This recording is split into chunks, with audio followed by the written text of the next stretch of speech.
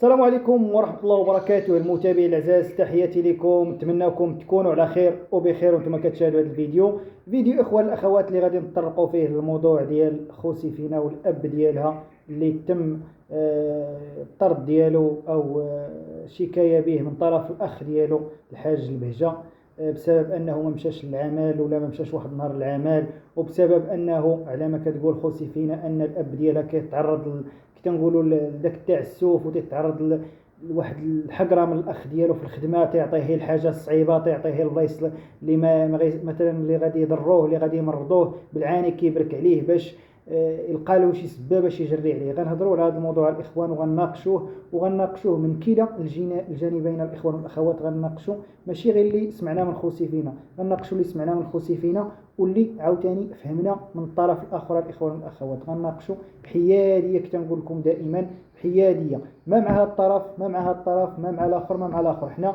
غير تناقشوا وتنحلوا، يقدر نكونوا غالطين، يقدر يكون عندنا الصح، داكشي اللي تنفهموه حنا من المنظور الخاص ديالنا كنشاركوه مع الاخوان والاخوات. وراه كاين بعض المتابعين اللي تبارك الله فاهمين، واخا صراحه راه هادو ماشي مواضيع لا للنقاش ولا للتفراج ولا حتى شي حاجه، ولكن بما انه كاين ناس وكاين متابعين اللي باغيين يعرفوا وباغيين يفهموا وباغيين يشوفوا وباغيين يتبعوا هذه الاحداث، هذا احنا كنناقشوا وكنحلوا الاخوان والاخوات.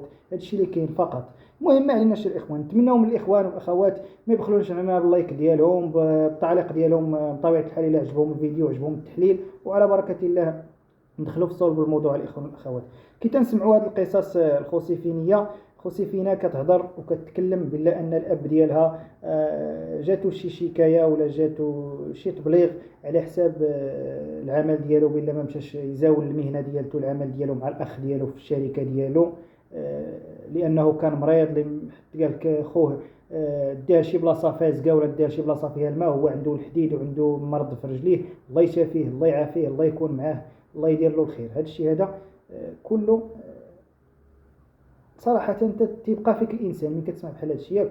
ولكن بالرغم من هذا الشيء هذا كامل بغيت انا نحيدوا العاطفه، نحيدوا داك الشيء اللي كنشوفوا امامنا في مواقع التواصل الاجتماعي، ونهضروا بالمنظور الخاص. دابا كي تقول لك هذه الاخت انه عمها جرى على بواها ولا باغي يجري على بواها وتيحقر بواها وتيدير بواها وما بقاش داير مع بواها وما تيتعاملش مع بواها وما كيديرش مع بواها. شوفي يا اختي، باش نكونوا حقانيين وواقعيين، حنا ما الخاوه راه حدا الدنيا، ما نبغيوش ان الاخ يبرك على اخوه ولا الاخ يحقر اخوه ولا الاخ يدير لاخوه، ولكن خصك تعرفي واحد الحاجه، راه من النهار اللي خرجتي انت وكتهضري على عمك، شوفي انا ما نقول لك عمك لا انت عندك الصح ولا ما عندك الصح، لا نقول لك عمك خايب ولا مزيان، داكشي تيبقى العلم ولا الله، نتوما عائله بيناتكم داكشي. ولكن مهما انك انت خرجتي وكتهضري على عمك وكتضربي في عمك، هضرتي له على خدمته، هضرتي له على المشاكل ديالو، هضرتي له على العائله ديالته، على الزوجه ديالو، على الحياه الزوجيه ديالته، كيفاش بدا تقولي ان المراه اللي كتحكم بزاف ديال المسائل، والاب ديالك كيشوف هاد الفيديوهات ودار بك واحد الشكايه، ولكن انت بالرغم من هاد الشيء باقا زايده مستمره، والاب ديالك المشكل انه ما حبسكش، نقولوا يحبسك من هذا الشيء لا خلاك. والمشكل الثاني هو انه باقي تيمشي يخدم مع داك الاخ ديالو وتتلاقى معاه، وهو البنت ديالته كتهضر عليه يوما صباحا ومساء وكدير عليه سلسلات وكدير عليه حلقات وقصص والى اخره.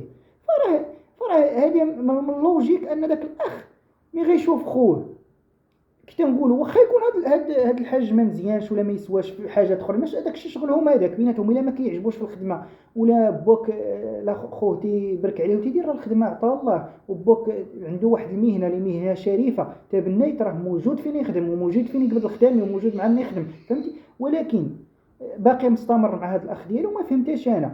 وهذا الاخ براسو نتمنى منكم تفهموا، هذا الاخ هذا الحاج هذا البهجه، كل واحد دابا الاخ مع الاخ هذا الحاج البهجه راه براسو ما غيبقى داك يشوف داك خو تيجي عنده باقي تيجي يخدم عنده وباقي تيدير وتيشوف البنت ديالته باقا كتضرب فيه، راه ما غيستوعبهاش. كيفاش انا هذا خويا مكرش وحده نقولوا انني مثلا كاع واخا مثلا نتعاونش معاه ولا ما كنعطيهش ولا ما كنديرش، ولكن تنخلصوا في الخدمه ديالته، كنخلصوا في المسائل ديالو، تنخلصوا في الشغل ديالو، ولكن تيشوف بنته كتضرب فيا وكتهضر عليا وكتهضر على مرتي وكتهضر عليا وكتهضر على ولادي وكتهضر على عائلتي وكتمسني وكدير، هو ما تيحرك لا ساكنه مخليها مستمره في داك الشيء.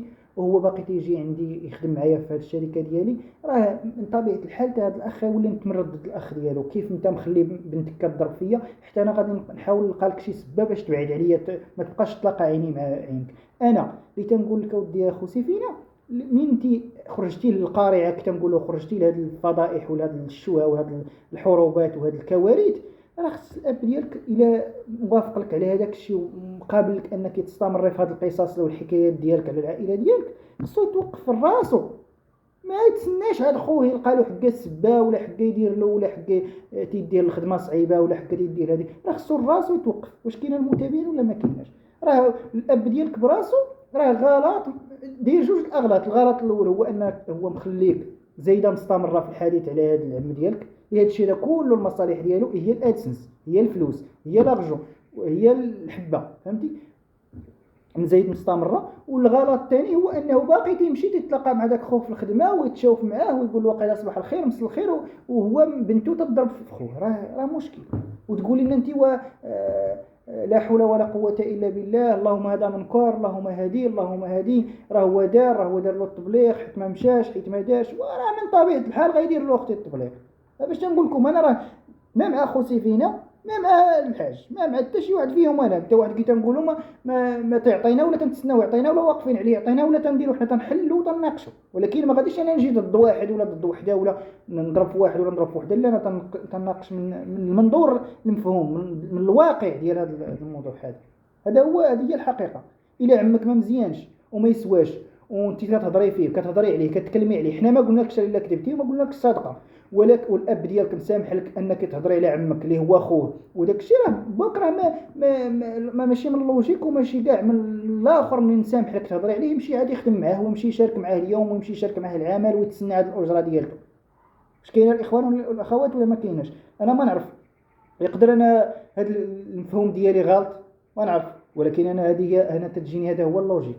مهما انه باك مخليك تشركي في القصص وتشركي في الحكايات وتشركي في عائلتك، الا انه غيتحمل مسؤوليته هو ديال انه اي غلط ولا اي حاجه ولا اي الاخر غادي حتى هو يجني موراها الثمار ديالها، فهمتي، من عند الاخ ديالو. حتى الاخ ديالو غادي يحاول ما امكن، مهما انه هو ما حبسك ما بغى يحبس معاه، غيحاول حتى هو يلقى له على السبه ويحاول حتى هو انه يعطيه. الا كان شحال هذه ما كيعطيهش دوك الخدامين الصعاب وما كيعطيهمش الخدامين الاخر، مهما انك كتخلص وانت ما بقيتيش محسوب اخ ديالي، مهما انك خليتي بنتك كتضرب فيا وكدير فيا وكدير، ما بقاتش مثلا اخوه. انا غنعطيك اخويا جميع الخدامين اللي كان، لا في الماء ولا في الصحراء ولا في السماء ولا اللي كانت نعطيها لك، فهمتي. بالعكس غادي يزيد يبرك عليه، يزيد يعطيه الخدامي، وما تجيش الخدمه ولا ما ديرش واحد الشهاده طبيه باش ما بلا راك ما غاتجيش، غادي تنبلغ بك لانها صافي بقات خاوه. وصراحه ما نقولوش واخوه وهو ما دارش عتقشت اخوه وهو اللي ما دارش اخوه، لا راه ما بقات خاوه، راه صافي راه ما بقات خاوه. انا لما نشوف بنتي كتضرب في خويا وكتشرك في خويا وانا كنصبح عليه وكنخدم معاه وكنقيل عليه، راه مشكل. راه لا حول ولا قوه الا بالله. المتابعين هذا الشيء تيغيض في الخاطر. كتنقولوا الله يستر الله يستر الله يستر الله يستر. من كتشوف هذه العائلات بحال هكا الله يستر، غير من طموع الدنيا ولا شي تيضرب في شي تيعري في شي لا حول ولا قوه الا بالله العظيم. ودائما كتنقول لكم انا الله يستركم الله يستركم والله ينجيكم من هذه مواقع التواصل الاجتماعي. ونصيحه راه كنقولها دائما هي عندكم، تفكروا شي نهار تشوفوا حكا هذاك حكا شرا وحكا دار حكا الاخر كذا، وتفكروا في هذا الشيء ديال مواقع التواصل الاجتماعي، ديروا عائلتكم ولا اسرتكم ولا فيه ولا، لانه راه لا يبشر بالخير. وهذا الشيء هذا الا جينا نرجعوا للدين ديالنا ما تيسمحش الدين ديالنا انك تنشر الحياه الشخصيه ديالك ولا الام ديالك ولا الزوجه ديالك ولا الاخت ديالك، هي مع الاقارب، فما بالك مع البيبليك مع العالم. راه عرف راسك بلا غادي تطيح في هذه المشاكل وفي هذه الكوارث وفي ينعلبوا هذه الفلوس وينعلبوا هذا الاخر، ولا غندخل الفلوس ولا حكا غندير ولا حكا على من باش نتشوه انا ونتفضح انا الله يستر الله يستر المتابعين، مع الله يكتب السلامه. المهم الاخوه الاخوات، هذا هو الفيديو ديالنا. تحياتي لكم ومع السلامه والى اللقاء الى فيديو مقبل ان شاء الله.